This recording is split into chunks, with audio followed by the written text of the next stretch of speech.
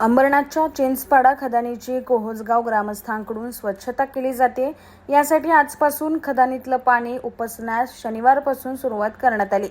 खदान रिकामी करून त्यातील गाळ काढला जाणार आहे। चिंचपाडा खदानीत अनेक वर्षापासून गणपती विसर्जन केलं जातं, त्यामुळे खदानीत मोठ्या प्रमाणात गाळ साचला असून स्वच्छता होत नसल्यानं कचरा देखील जमा झाला आहे।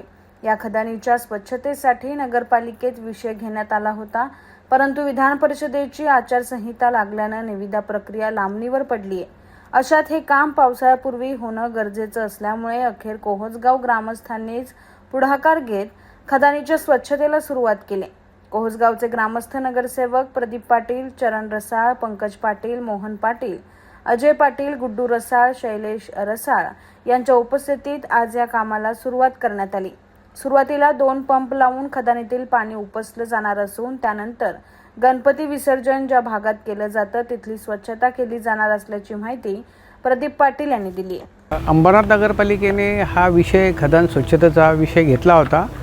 जनरल बोर्डामध्ये मंजूर झाल्यानंतर आचारसंहिता लागलेली आहे आणि त्याच्यामध्ये निविदा प्रक्रिया पूर्ण झाल्या नसल्याने तो विषय तसंच तात्काळात राहिलेला आहे। म्हणून आम्ही आमचा आस्था आहे, गणपती जी आहे आमचे श्रद्धेचं स्थान आहे आणि भक्तांना त्रास होऊ नये म्हणून आमच्या सेवेनुसार आम्ही आज पाणी कमी करायला घेतलेलं आहे आणि जेवढा भाग विसर्जनाचा सध्या गरज आहे तो आम्ही साफ करण्याचा प्रयत्न करतो आहे आणि जेणेकरून कुठल्याही गणेश भक्तांना त्रास होऊ नये।